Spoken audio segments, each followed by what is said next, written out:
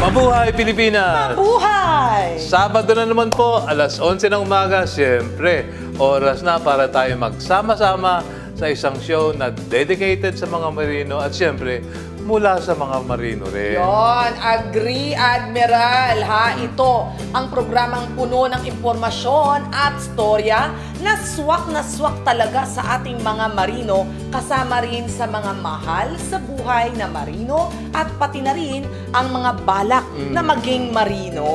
Siyempre. At ngayong araw nga, ikakwento namin ang mga naging events sa nakaraang pagdiriwang ng National Maritime Week. Oo. Marami pong pangyayari doon. Panoorin natin, ha? At syempre, Admiral, kung wala sila doon, tayo na magdadala sa kanila. Correct, Hindi ba? Kaya tutukan nyo po ang programang Yan ang Marino, gaya na lang ng Seafarers Kick-Off Activities. Yes, yes. Isama mo pa dyan ang Maritime Forum na naganap at pati na ang mga Seafarers Day na nag-participate ang mga estudyante mula sa iba't ibang maritime schools. Kaya doon sa mga nakamiss, ha, don't worry dahil ang event na ito ihahatid namin sa inyo. Papakita namin sa inyo step by step. Balikan natin ang mga pangyayari. Kaya relax lang mga kamarino at mapapanood nyong lahat ngayong umaga. Siyempre. Kaya Shell, ano pang hinihintay natin? Naman, ano pa? Huwag na tayong magtagal-tagal pa. All aboard dito sa Yan ang Marino!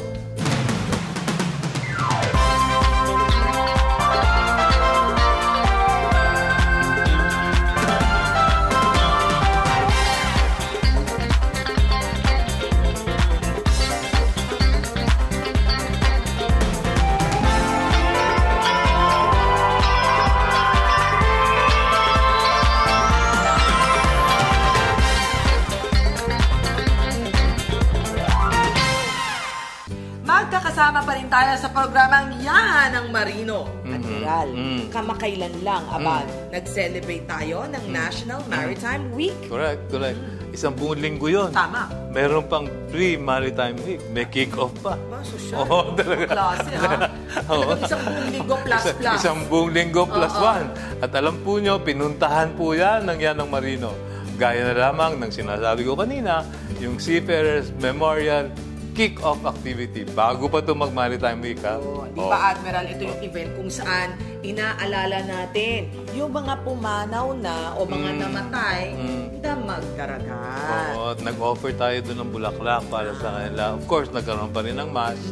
Pinagdasal natin sila Captain Oka, yung mga ating mga batigang mga marino at mga ama ng maritime industry na nauna na sa atin. Pero naging malaki ang ambag sa atin. Yes, yes. Totoo yan. Tama Siyempre, yan, kabilang na dyan si Captain Gregorio. Ano pa bang mga kaganapan doon? Wag na tayo magkwento. Panoorin na lang. Siyempre. Panoorin niyo po. Panoorin niyo po doon.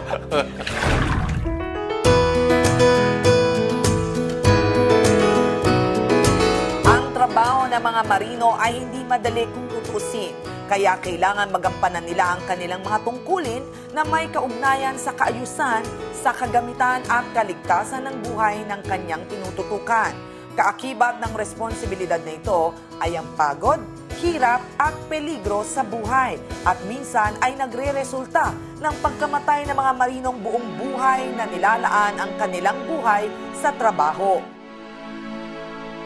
At ngayong nalalapit na naman ang Undas, kung saan nagiging tradisyon sa ating bansa ang alalahanin ang mga yumao nating mga mahal sa buhay, isang seremonya ang ginagawa para sa mga namayapang marino. Ito ay ang Seafarers Memorial Kick-Off Activity na isinabay sa pagdiriwang ng National Maritime Week Celebration. Naganap ang event sa may Seafarers Memorial sa Rojas Boulevard kung saan maraming mga marino at panauhin ang pumunta.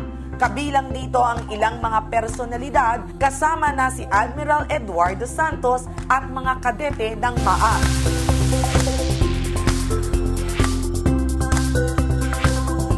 Peace-laying ceremony, isang aktibidad kung saan nag-aalay ng bulaklak sa mga yumao para gunitain ang kanilang mga mabuting nagawa noong sila'y nabubuhay pa.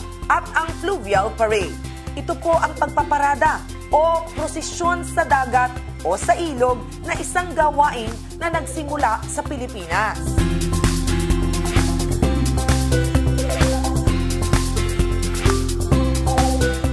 Sa pamamagitan ng ganitong mga okasyon, nagugunita natin ang mga mabubuting nagawa ng mga marinong namayapa na.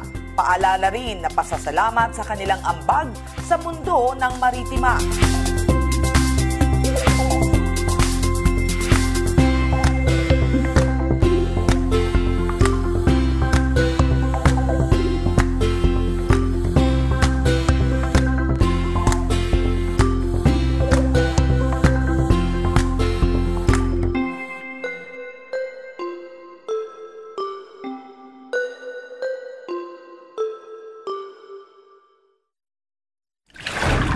Pamamagitan ng event na yan, ating sinaluduhan ang mga marinong kumayod ng gusto para magawa ang kanilang tungkulin. Totoo yan, Maricel. At of course, hindi lang yung mga marinong nasa barko, yung mga maglalayag, yung mga magdaragat.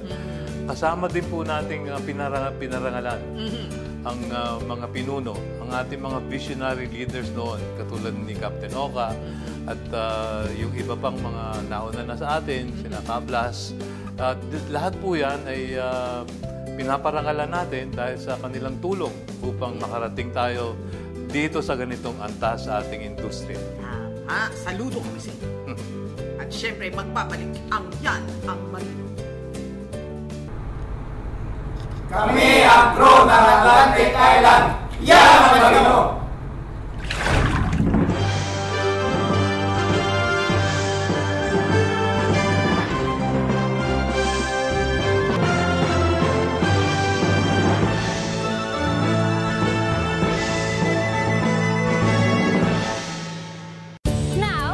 Confidently say, buti na lang, may SSS. Last month, I had a terrible flu. I needed to be hospitalized because I'm dehydrated na. I wasn't able to work for 1 week. I had to settle the hospital bills pa. Buti na lang, may SSS ako. Good standing member ako, kaya ayun, nagamit ko ang sickness benefit ko. Now, I fully appreciate when I see my SSS contribution sa payslip ko. Contribution ko, ipong nagbibigay protection.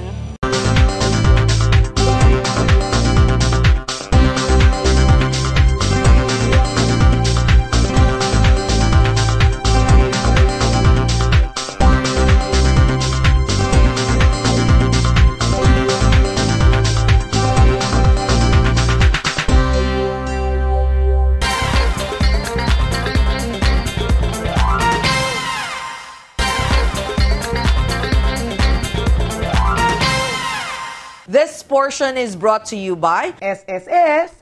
Believe kami sa'yo. Alam mo siya, siyempre hindi nagpapahuli ang mga estudyante ng iba't ibang mga maritime schools. Kasama na siyempre ang MAP dyan. Dito sa ating celebration ng National Maritime Week. Totoo, Admiral. Naku, isa yan sa mga pinakaabangan ko eh. Dahil alam mo mismong sa National Seafarers Day celebration, abay pumarada ang napakaraming estudyante at nagkaroon pa ng programa sa May Cuneta Astrodome. O yun ang finale, Maricel. Kaya maraming estudyante ang kinilala at pinarangalan sa event na yan. Panawarin po natin to. Galing!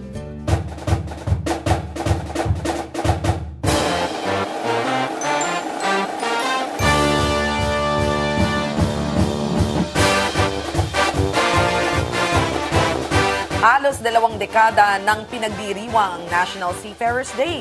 Nagsimula ang selebrasyon na ito noong 1997 sa bisa ng isang presidential proclamation na nagsasaad na tuwing huling linggo ng Setyembre ang National Seafarers Day at di naglaon ay naging week-long ang pagdiriwang na ito.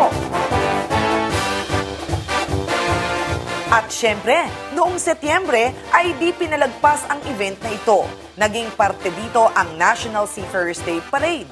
Iba't ibang mga maritime schools ang nag-join dito.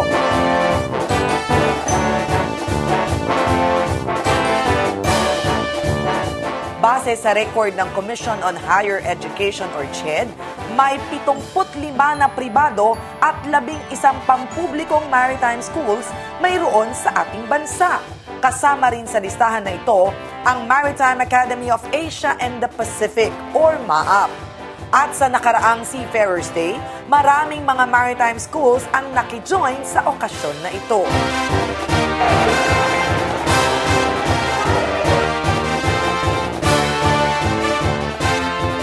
Barkada sila mula Rojas Boulevard hanggang Cuneta Astrodome.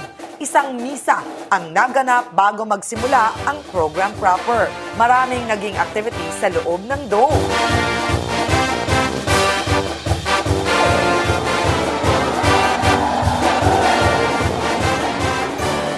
Highlight sa programa ang pagbibigay parangal sa mahusay na maritime students. Ang mga tropeyo, cash at giveaways sa mga awardee ay mula sa Western Union.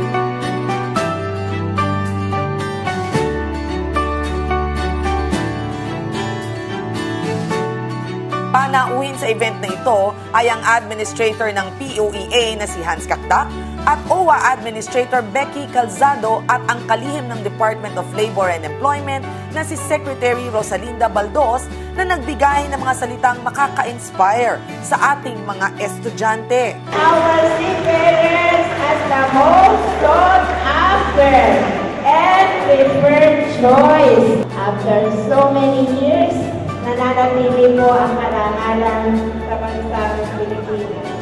Masaya, makabuluhan at puno ng aktibidades. Yan ang naging selebrasyon ngayong taon ng 20th National Seafarers Day Parade. Kaya till next year, kita-kita muli!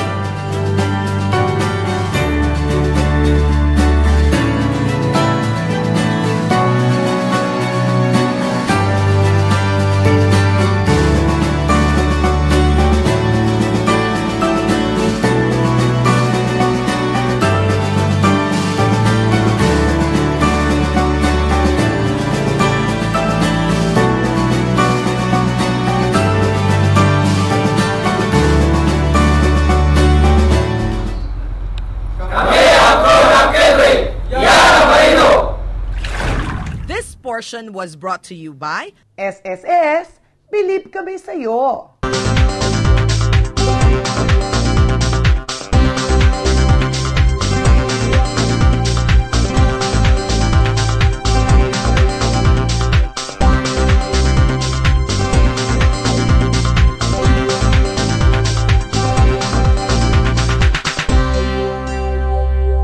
Now, I can confidently say, buti na lang may SSS. Last month, I had a terrible flu. I needed to be hospitalized because I'm dehydrated na. I wasn't able to work for 1 week. I had to settle the hospital bills pa. Buti na lang, may SSS ako. Good standing member ako, kaya ayun, nagamit ko ang sickness benefit ko. Now, I fully appreciate when I see my SSS contribution sa payslip ko. Contribution ko, ipong nagbibigay protection.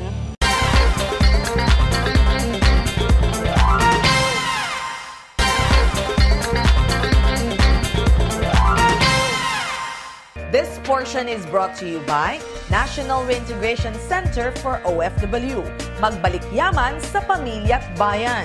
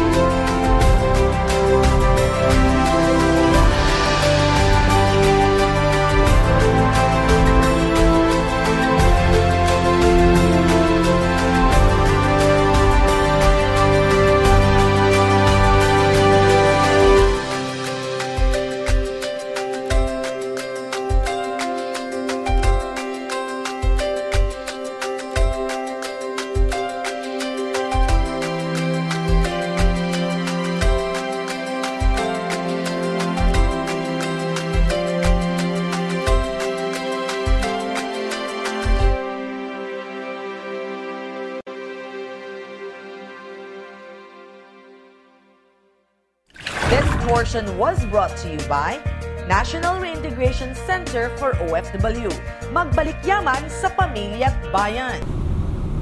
From the officers and crew of MV South Islander. Happy anniversary, Amoso!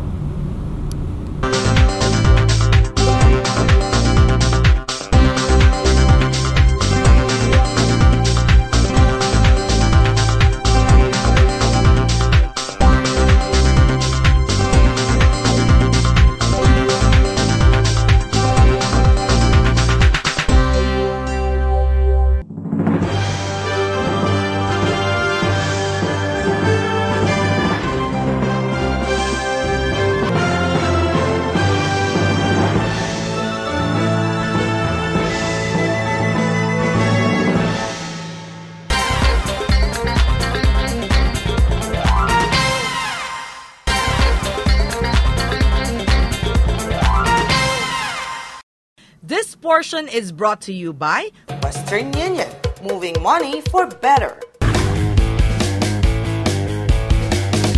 Happy 55 Amoso. Iniimbitahan lahat ng ating mga miyembro at pamilya ng ating mga kamarino na makisaya sa November 11 Mall of Asia Open Grounds at SM Arena. Mula alas 10 ng umaga hanggang alas 10 ng gabi. Papremyong bonggang-bonggang naghihintay sa lahat. Orly pa ang paraffol. Maki-hashtag din. Hashtag Happy55Amosup at ipadala ang pictures. Pag napili, may papremyong naghihintay. Para naman sa ating mga kamarino at kadete, makisama sa ating human ship formation. Sabay-sabay tayong magtala ng record. Aba, pang Guinness Book of Record kaya ito. Kaya sosyal. Minsan lang, kaya join na. And there is more. Libreng chibok at pa-concert pa. Narayan si DJ Chacha ng MOR 101.9. Pinamarasigan ng umagang kay ganda. World Champion 5th Gen. Your face sounds familiar na si Miss Casey Tandingan. Rock and roll with the AGs at world-class performer, lead singer ng Journey, walang iba, kundi our very own Mr. Arnel Pineda. Talagang espesyal ang araw na ito, mga kamarino. Sadyang ibinibigay at inihahandog para sa mga kamarinong kasama sa hirap at ginhawa ng Amosup. Ang Amosup po ay patuloy ang serbisyo di lamang sa mga miyembro at kanilang pamilya, kundi pati na rin sa ating mga kababayan para sa ikauunlad ng ating bayan. Truly, Amosup cares. Tuloy ang malasakit.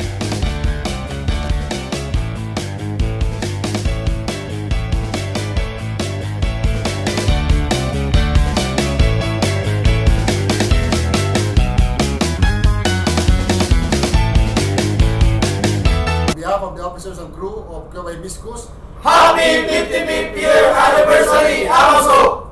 This portion was brought to you by Western Union, moving money for better. Love in the air, mga kamarino. Paano nga? Ayoko ng paano. Sorry, Tor. Ang isinagawa kamakailan ng Peter Dula. Secret. Do good. Do good. Look good. Feel good. Until next week, mga kamarino. Sabi mo ni. Ha? Ikaw ba yun? Akin yun eh. Isang mapagpalang araw, magkukulit ulit. Mapagpalang umaga. Tampok namin ngayong Sabado ang pananayam sa dalawang principal. Pananayam? Ano pananayam? Ano ba sabi ko? Pananayam. Pananayam. Ano-ano nga ba ang mga serbisyo na kanilang binibigay sa ating mga kamarino doon?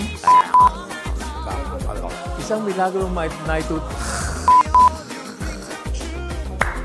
Mula po sa lahat ng bumubuo ng Yanang Marino, nais po namin magkaspas.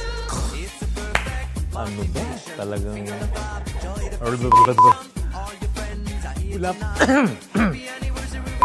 Talagang may sabit pa. Excited dyan. Tama. Oo. Job fair. Yes, correct. Oh. So, good morning sa iyo, Admiral. Hindi kasi kayo malis yan. Magandang umaga po mga kamarino. At tama ka. Ay, tulog. Sige.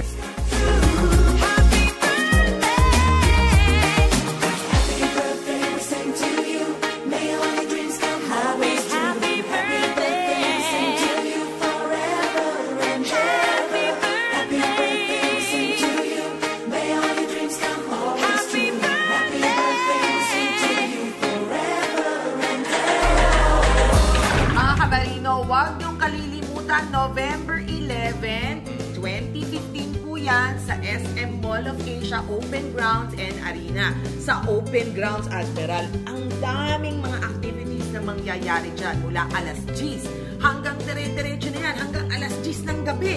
May libreng concert, may parapol, madaming pagkain, libre. Diba sa angka pa?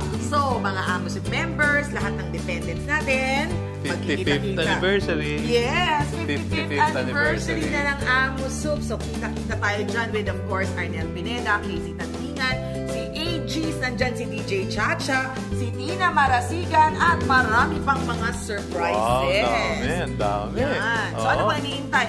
Kumuha na kayo ng tickets, libre po ito. Libre. Oo. Sa mga manning agencies ninyo o kaya naman dito mismo sa AMOSUP centers, magpa-reserve na kayo. The more, the merrier. Siyempre. At habang mas maaga, mas magandang silya. Tama! Alam na, ha? So, punta na agad sa AMOSUP. Libre po ito. May parapol, may pakain, saan ka pa. Huwag kalilimutan. Pero anyway, tayo magpapaalam na, Admiral. Ay, oo. Siyempre. Wala na. Talagang hinahabol na tayo ng... Magkikita-kita na lang tayong muli. Pero kung kayo po ay nalulumbay, ha? Huwag kayong mag-alala dahil meron tayong DVD na makukuha nyo rin libre dito sa AMOSUP Center or sa internet. Sa internet. www.ptv.ph. Ayan. So, pansamantala, bye-bye na muna mga seafarers. Anchors away! Bye! Marichelle Yao would like to thank Dr. Almond Derla of La Estetica, Tomas Morato Branch with hotline 332-8604.